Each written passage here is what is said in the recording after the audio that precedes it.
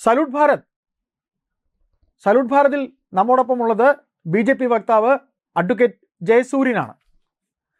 Sir, ഈ കഴിഞ്ഞ ദിവസങ്ങളിലൊക്കെ കേട്ട ഒരു വാർത്തയാണ് BJPയുടെ ഇലക്ഷൻ ഫണ്ട്, ദേശീയ നേതൃത്വത്തിൽ നിന്ന് കേരള BJP ഘടകത്തിന് ലഭിച്ച ഇലക്ഷൻ പ്രചരണത്തിന് വേണ്ട കാശിനെ സംബന്ധിച്ച് എന്തൊക്കെയോ തിരിമറികൾ നടന്നു എന്നും BJPയുടെ കേരള ഘടകത്തിൻ്റെ പ്രസിഡന്റായ ബഹുമാനപ്പെട്ട രാജീവ് ചന്ദ്രശേഖരനോടൊപ്പം അടുപ്പമുള്ള ഒരാൾക്ക് അതിൽ പങ്കുണ്ടെന്നും, അങ്ങനെ BJPയുടെ കേരള ഘടകം ആകെ അതിൽ ഈ ഒരു കേസിലാകെ ഉലഞ്ഞിരിക്കുകയാണ് എന്നൊക്കെ പറഞ്ഞുകൊണ്ട് BJPക്കെതിരെ ഒരു വാർത്ത കഴിഞ്ഞ ദിവസങ്ങളിൽ മുഖ്യധാരാ മാധ്യമങ്ങളിൽ ഉണ്ടായിരുന്നു. സർ, ഇതെന്താണ് ഈ വാർത്തയുടെ ഉറവിടം എവിടുന്നാണ്? ഈ വാർത്തയിൽ എന്താണ് അതിൻ്റെ സത്യസ്ഥിതി? ഈ വാർത്തയുടെ ഉറവിടം കൃത്യമായി നമ്മൾ അന്വേഷിച്ച് കണ്ടുപിടിക്കേണ്ടിയിരിക്കുന്നു. കാരണം ഇത് അതീവ ഗൗരവമുള്ള മറ്റൊരു വാർത്ത മറയ്ക്കാൻ വേണ്ടി ഉണ്ടാക്കിയ ഒരു പുകമറ മാത്രമാണ്. ഈ വാർത്ത വ്യാജമാണ് എന്ന് രാജീവ് ചന്ദ്രശേഖർ തള്ളി പറഞ്ഞിട്ടുണ്ട്. അങ്ങനെ അതിനോടനുബന്ധിച്ച് ഹാജരാക്കിയ രേഖകളൊക്കെ തന്നെ വ്യാജമാണ് എന്ന് അദ്ദേഹം പറഞ്ഞിട്ടുണ്ട്. നിയമപരമായിട്ട് അതിനെ നേരിടും എന്നും രാജീവ് ചന്ദ്രശേഖർ വ്യക്തമാക്കിയിട്ടുണ്ട്. ഇനി എന്താണ് ഈ വാർത്ത വന്നത് എന്നത് പരിശോധിക്കുമ്പോൾ, ഈ BJPക്കെതിരെയുള്ള വാർത്ത വന്ന അതേ ദിവസം അതേ സമയം തന്നെ കേരളത്തെ പിടിച്ചു കുലുക്കേണ്ട മറ്റൊരു വാർത്ത ഉണ്ടായി. പക്ഷെ അത് കേരളം ചർച്ച ചെയ്തില്ല, കേരളത്തിൽ കാര്യമായി റിപ്പോർട്ട് ചെയ്യപ്പെട്ടില്ല. ഇടതു വലത് മുന്നണികളോ രാഷ്ട്രീയ കക്ഷികളോ ബുദ്ധിജീവി സാംസ്കാരിക നായകന്മാരോ മതസംഘടനകളോ മതനേതാക്കളോ ഒന്നും അങ്ങനെ ഒരു വാർത്ത ഉണ്ടാകായി പോലും ഗൗനിച്ചില്ല. എന്തായിരുന്നു ആ വാർത്ത എന്ന് പരിശോധിക്കാം. കേരളത്തിന്റെ ചരിത്രത്തിൽ ആദ്യമായി തീവ്രവാദ പ്രസ്ഥാനങ്ങളിൽ ഏർപ്പെട്ട് കൂട്ടക്കൊലകൾ നടത്തിയതിന്റെ പേരിൽ 3 മലയാളി യുവാക്കൾ വധശിക്ഷയ്ക്ക് വിധിക്കപ്പെട്ടു. ആദ്യമായിട്ടല്ല, ആദ്യം വിധിച്ച വിധിക്ക് ഗുജറാത്ത് ഹൈക്കോടതിയിൽ അപ്പീൽ കൊടുത്ത ശേഷം ഗുജറാത്ത് ഹൈക്കോടതി ആ വധശിക്ഷ ശരിവെച്ച ദിവസമായിരുന്നു ഈ വാർത്ത പുറത്തു വന്നത്. അതായത് ഈ വാർത്തയ്ക്ക് കാര്യമായി യാതൊരു പരിഗണനയും ഇവിടുത്തെ മാധ്യമങ്ങൾ കൊടുത്തില്ല, ഇടത് വലത് മുന്നണികളിലെ ഘടകകക്ഷികൾ ആരും കൊടുത്തില്ല. ബുദ്ധിജീവികൾ, സാംസ്കാരിക നായകന്മാർ, സാഹിത്യ പ്രവർത്തകന്മാർ ഇവരാരും ഒന്നും ഇത് കണ്ടതായിട്ട് പോലും നടിച്ചില്ല. ആകെപ്പാടെ ഈ വിഷയത്തിൽ പ്രതികരിക്കാൻ സാധ്യതയുള്ള BJP ആണ്. അപ്പോൾ ആ BJPക്കെതിരെ ഗുരുതരമായിട്ടുള്ള ഒരു ഫണ്ട് തിരിമറി ആരോപണവും ഇതേ സമയത്ത് തന്നെ വരികയുണ്ടായി. സംസ്ഥാന അധ്യക്ഷൻ ശ്രീ രാജീവ് ചന്ദ്രശേഖർജി, ഒരു മിനിറ്റ് ഞാനിതൊന്ന് ഇടപെടുകയാണ്. സാർ, ആ സംഭവം ഒന്നുകൂടെ ഒന്ന് വ്യക്തമാക്കാമോ? ആ മറച്ചു പിടിച്ച സംഭവം, ഗുജറാത്തിൽ പിടിക്കപ്പെട്ട ആ സംഭവം നമ്മുടെ പ്രേക്ഷകർക്ക് മനസ്സിലാവാനായി ഒന്നുകൂടെ ഒന്ന് വ്യക്തമാക്കാമോ? ഇവർ മറച്ചു പിടിച്ച വാർത്ത. തീർച്ചയായിട്ടും ആ മറച്ചു പിടിച്ച വാർത്ത ഇതാണ്. ഗുജറാത്ത് ഹൈക്കോടതി 3 മലയാളികൾ ഉൾപ്പെടെ 38 പേർക്ക് വധശിക്ഷ വിധിച്ചു. ഈ വധശിക്ഷ ഒന്നാമത്തെ തവണ വിധിച്ചതല്ല, 2ാമത്തെ വിധിയാണ്. ആദ്യം ഈ കേസ് അന്വേഷിച്ച സ്പെഷ്യൽ കോടതി, പ്രത്യേക കോടതി വധശിക്ഷ വിധിച്ചു. അതിനെതിരെ അവർ അപ്പീൽ പോയി. ഗുജറാത്ത് ഹൈക്കോടതി ആ അപ്പീൽ തള്ളിക്കൊണ്ട് വധശിക്ഷ ശരിവെക്കുകയാണ് ഉണ്ടായത്. കൂടാതെ തന്നെ മരിച്ച 56 പേർക്ക് 10 ലക്ഷം രൂപ വീതം നഷ്ടപരിഹാരം കൊടുക്കാനും പരിക്കേറ്റ 200 പേർക്ക് 5 ലക്ഷം രൂപ വീതം നഷ്ടപരിഹാരം കൊടുക്കാനും വിധിച്ചു. ഈ വിധി വന്നത് 2026 ജൂലൈ മാസം, അതായത് ഈ മാസം 7-ാം തീയതി ആണ്. എല്ലാ അപ്പീലും തള്ളിക്കൊണ്ടാണ് വധശിക്ഷ ശരിവെച്ചത്. എന്താണ് ഈ സംഭവം എന്ന് നമുക്കൊന്ന് നോക്കാം. 2008 ജൂലൈ 26-ന് അഹമ്മദാബാദില് 21 സ്ഥലങ്ങളിൽ ഒരേ സമയം ബോംബ് സ്ഫോടനമാണ് ഉണ്ടാവുകയുണ്ടായി.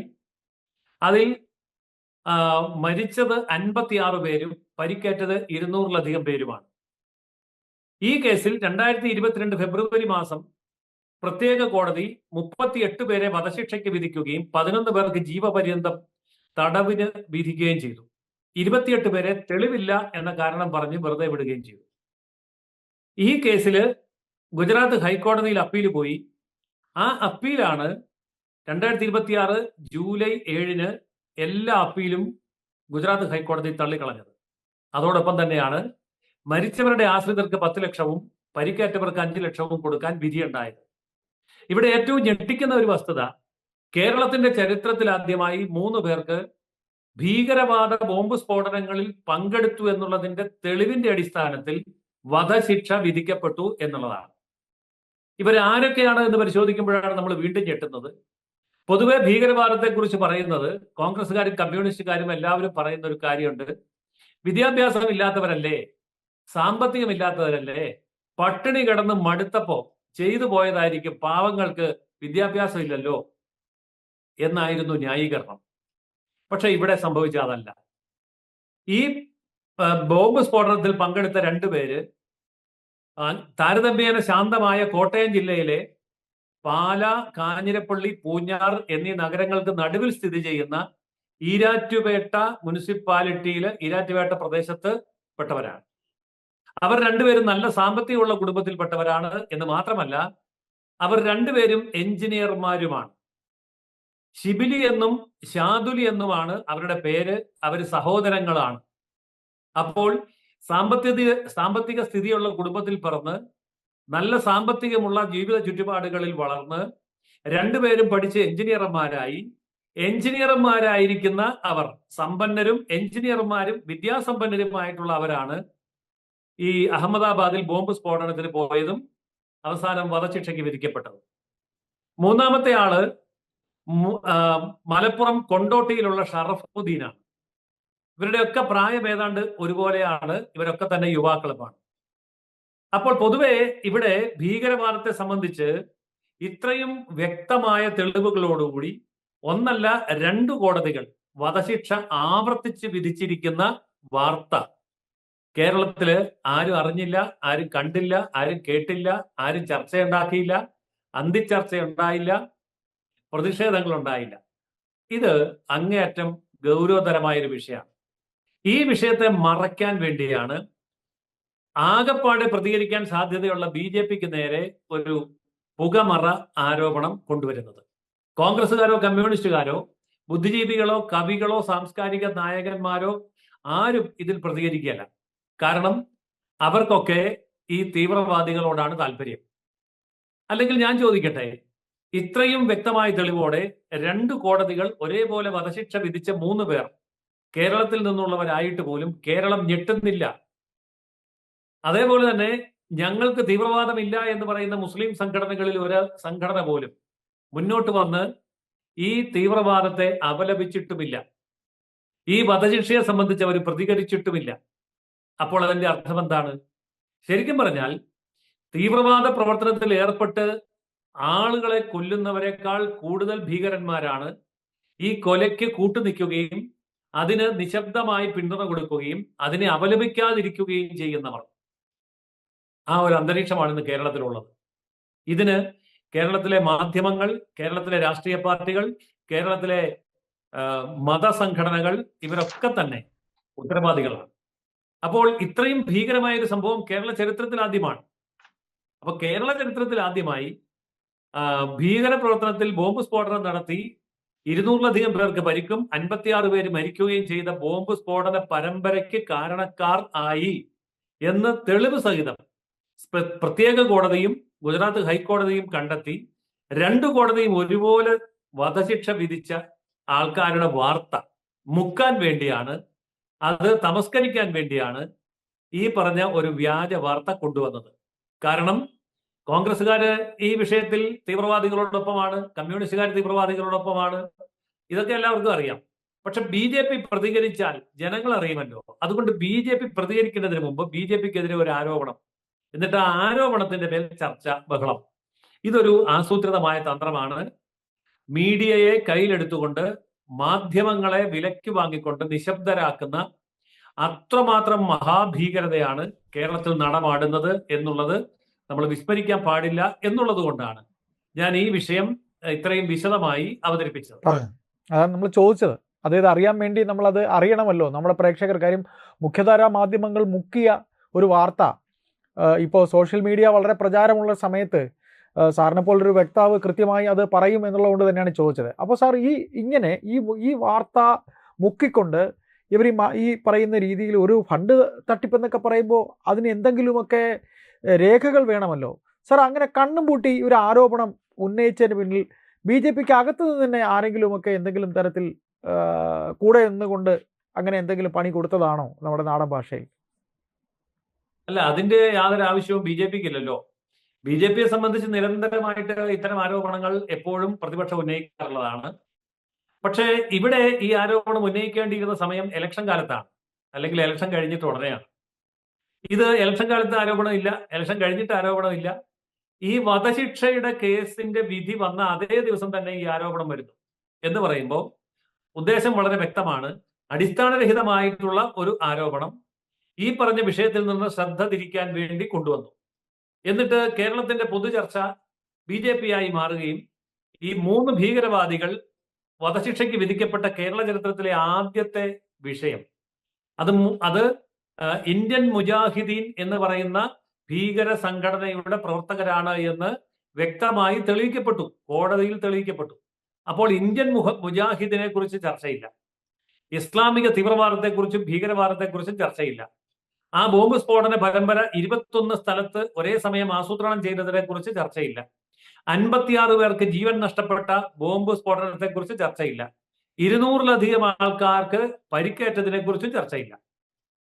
അപ്പോ അതെല്ലാം സൗകര്യപൂർവ്വം മറക്കാനും ഒളിച്ചു വെക്കാനും കേരളത്തിലെ മാധ്യമങ്ങൾക്കും രാഷ്ട്രീയക്കാർക്കും ബുദ്ധിജീവികൾക്കും സാംസ്കാരിക നായകന്മാർക്കും നന്നായിട്ട് അറിയാം.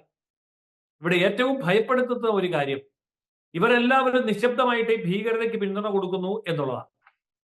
അല്ലെങ്കിൽ ഏതെങ്കിലും ഒരു മുസ്ലിം മതസംഘടന, സമുദായ സംഘടന മുന്നോട്ട് വന്ന് പറയണ്ടേ, ഞങ്ങൾ ഇതിനെ അനുകൂലിക്കുന്നില്ല, ഞങ്ങൾ കോടതി വിധിയെ സ്വാഗതം ചെയ്യുന്നു, യഥാർത്ഥത്തിൽ രാജ്യവിരുദ്ധമായിട്ടുള്ള ഇത്തരം നീക്കങ്ങൾ അനിസ്ലാമികമാണ് എന്ന് ഒരാളെങ്കിലും ഒന്ന് പറയണ്ടേ?